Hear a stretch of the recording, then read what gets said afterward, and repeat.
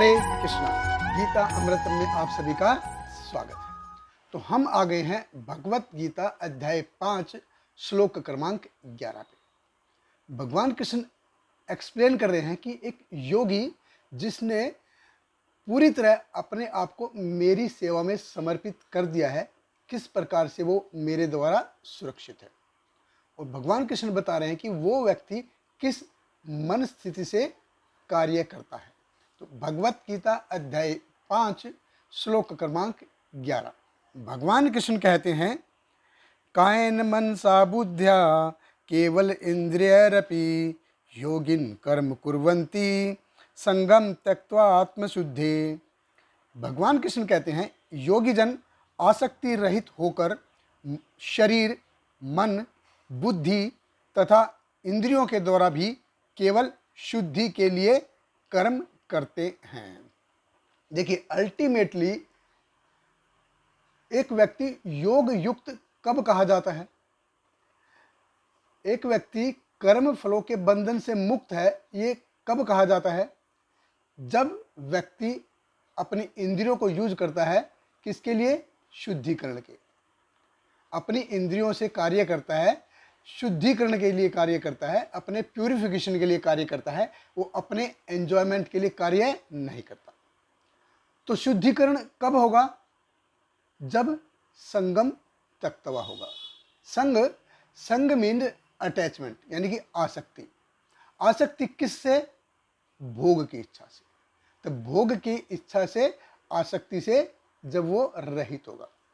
देखिए, जब व्यक्ति कार्य करता है और उस कार्य के पीछे अगर उसका उद्देश्य ये है कि आई एम द ग्रेट, अगर वो इस उद्देश्य से कार्य करता है कि सारे कार्य जो भी कुछ मैं कर रहा हूँ वो सिर्फ मेरे एंजॉयमेंट के लिए है, तो अगर व्यक्ति इस भावना से कार्य करता है, इस तरह सोचता है, तो प्रकृति के जो 3 गुण हैं, रज, सत और तम, वो उसको ऐसे बांधते हैं, वो उसकी चेतना को ऐसे बांधते हैं कि वो ये सोचने लगता है कि मैं ही प्रोप्राइटर हूँ, मैं ही मालिक हूँ। हालांकि ऐसा होता नहीं है। और ये अध्याय 3 के 27वें श्लोक में भी हमने देखा था, प्रकृते क्रियमाणानि गुण कर्माणि सर्वशः अहंकार विमूढ़ आत्मा कर्ता अहम इति मन्यते। वो मानता है, वो ऐसा मानता है कि ये सारे कार्य मैं कर रहा हूँ, जबकि सारे कार्य प्रकृति के 3 गुणों द्वारा किए जाते हैं। लेकिन माया का प्रभाव है, माया का प्रभाव ऐसा होता है कि उसको लगता है कि ये मैं कर रहा हूँ, कि मैं ही प्रोप्राइटर हूँ, लेकिन एक्चुअल में वो होता नहीं है। इसलिए योगिन कर्म कुर्वन्ति संगम त्यक्त्वा आत्मशुद्धि। एक योगी है, योगी काम करता है, ऐसा नहीं कि उसने काम करना छोड़ दिया। योगी काम करता है, लेकिन किस लिए? अपने शुद्धिकरण के लिए। शुद्धिकरण, अपने एंजॉयमेंट के लिए कार्य नहीं करता। सभी तरह से कायन, वाचा, मनसा, इंद्रिय, सभी से वो, बुद्धि से, सभी प्रकार से वो भगवान की प्रसन्नता के लिए कार्य करता है। अपने एंजॉयमेंट के लिए कार्य करता नहीं है, सिर्फ भगवान की प्रसन्नता के। एक योगी सोचता है कि वो सिर्फ भगवान की सेवा करनी है उसको, कि उसके सारे कार्य कैसे होते हैं? भगवान की सेवा के लिए होते हैं। जैसे एक बैंक में कैशियर होता है, वो कितने सारे नोट गिनता है, दिन में करोड़ों रुपए गिनता है, लेकिन क्या अपने लिए उसमें से वो 2000 रुपये का नोट भी रखता है क्या? नहीं।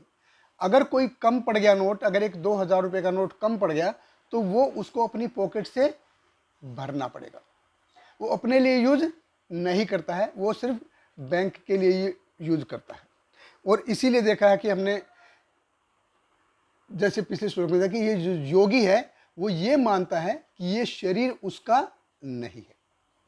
पिछले श्लोक के दौरान भी हमने देखा था कि फेरारी शरीर, BMW शरीर, ये 2 करोड़ रुपए का शरीर है, लेकिन जो योगी है उसको अपने लिए यूज नहीं करता। उसमें से वो 2000 रुपये का भी अपने लिए यूज नहीं करता। अगर उसने, एक योगी ने 2000 रुपये भी अपने लिए यूज नहीं किए, अपने लिए प्रयोग नहीं किए, क्यों हुआ? तो क्या वो तुरंत संगम त्यक्त्वा हो गया? नहीं, वो तुरंत संगम त्यक्त्वा नहीं होगा। उसे अपनी शुद्धिकरण के लिए कार्य करते रहना होगा। इसलिए योगीजन कार्य करते हैं। किस लिए करते हैं? अपने शुद्धिकरण के लिए कार्य करते हैं। और देखिए, कृष्ण भावना अमृत की ये खूबी है कि इसमें सारे के सारे कार्य भगवान की प्रसन्नता के लिए किए जाते हैं। बहुत बहुत धन्यवाद। हरे Krishna. Hare Krishna, Hare Krishna, Krishna Krishna, Hare Hare, Hare Rama, Hare Rama, Rama Rama, Hare Hare.